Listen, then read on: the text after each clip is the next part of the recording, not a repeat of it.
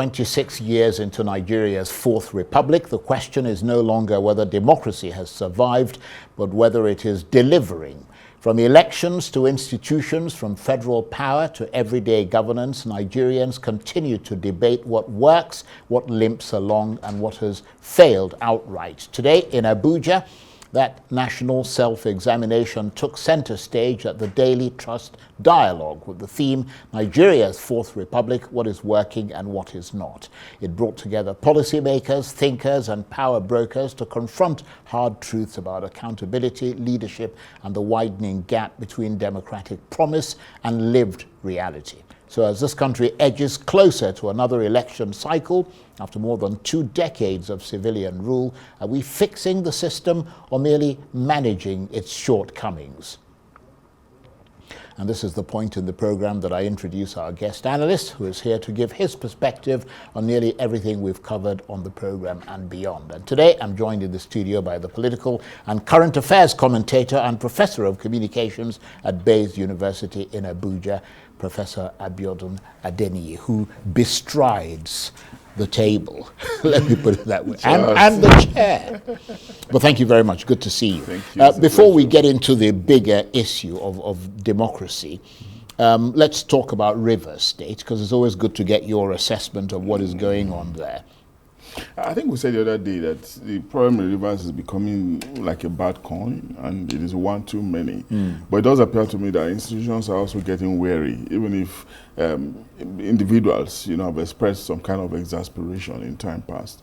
But institutions are picking that up from individuals, and that might actually be what we need, And of course, it speaks to the kind of democracy that we actually are in, which you are going to talk about later.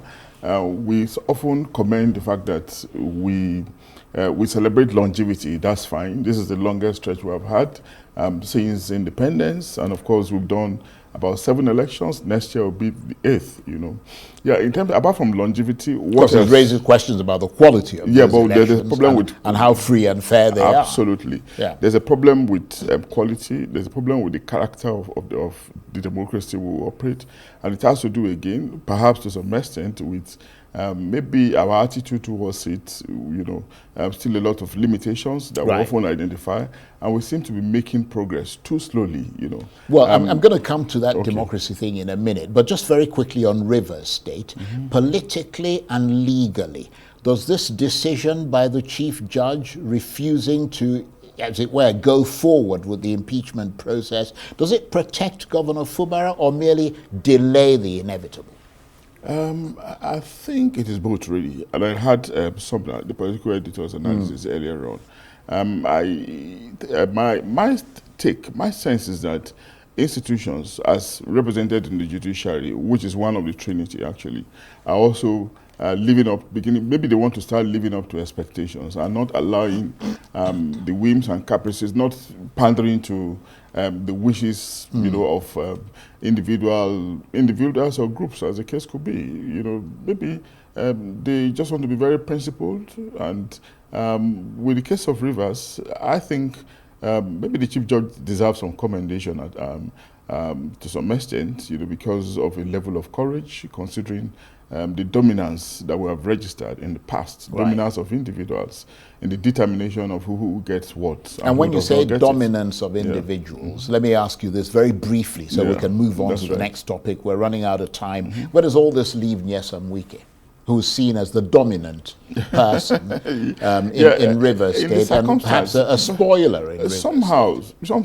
he has a role in the shebang that we are witnessing.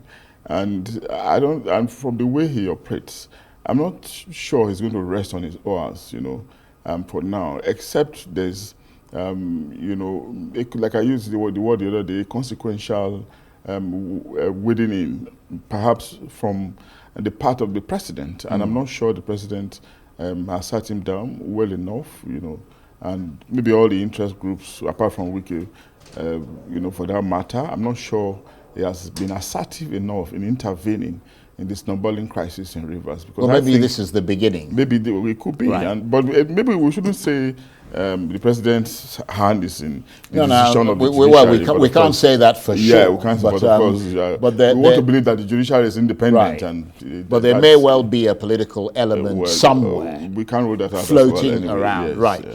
Okay, now let's get to the democracy question. 26 years of the Fourth Republic. Yeah.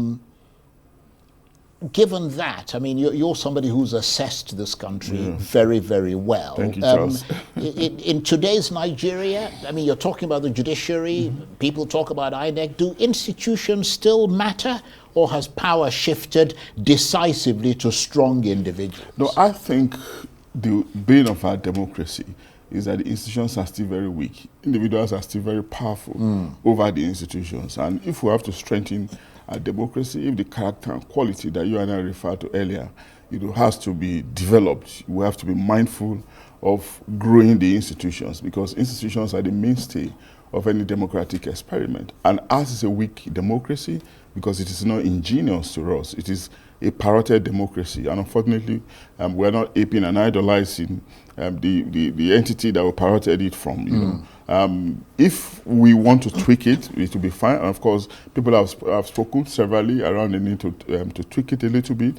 Perhaps we need to have proportional representation, and perhaps we need to think about the unicameral legislature as against the bicameral, and perhaps we also have to think about the tenure, presidential tenure, because one bane of our democracy, which we've not been able to deal with, is we've not been able to come out with a proper, decent, free, fair, credible, and transparent election. Yes, so are we courageous enough, to deal with that's those? a good point. And on that issue of election, particularly election results, we see that they're now routinely decided in court.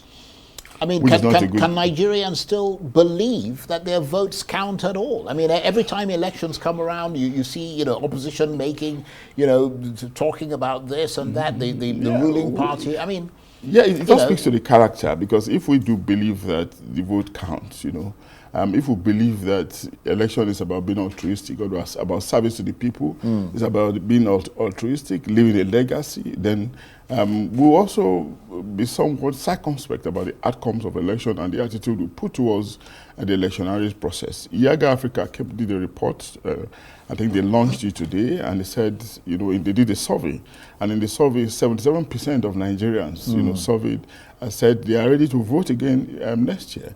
And maybe a smaller percentage, definitely a smaller percentage, are saying that they're not going to vote because of insecurity and because they just imagine that their vote will not matter, Now, what it tells me is that Nigerians are still interested. They still believe that, election is a way in which they express themselves, that they participate in governance, and of course, do not forget that election is about inclusion and integration, and of course, towards representation, as the case could be. So if that is the case, we can, in a way, continue to invest our hope in democracy, because it appears the best form of government, as the case could be, even though sometimes we also misunderstand the philosophy of democracy. Sometimes the philosophy behind democracy is not just about service delivery. It's not about delivering the goods. Key to it, Charles, is freedom. Because in military dictatorships, you still have progress. You still have service delivery as well. You still have leaders meeting the yearnings and aspirations of the people. That freedom is integral. But democracy has the additional benefit of conferring freedom, and of course, if it can deliver the goods, then of course it could be a double advantage for the citizens, as the case could be. But in our own case, we have all it takes to make our democracy work. But are the people ready? Not just about leaders alone, are the people ready, and how can we be ready? Do we do enough education, enough sensitization, not just coming out, with jingles and all of that, but ensuring that there's internalization of materials that are shared with the populace. Right. Okay. Well, that is a good thought to contemplate as we go forth towards the weekend. Professor, I want to thank you very much indeed. Professor Abiodun Adeniyi is a political and current affairs commentator and professor of communications at Baze University in Abuja. Thank you. My pleasure, Charles. That's it for this edition of Arise Prime Time. Join us again tomorrow. From me and the entire team here in Abuja, bye-bye, and thank you for watching.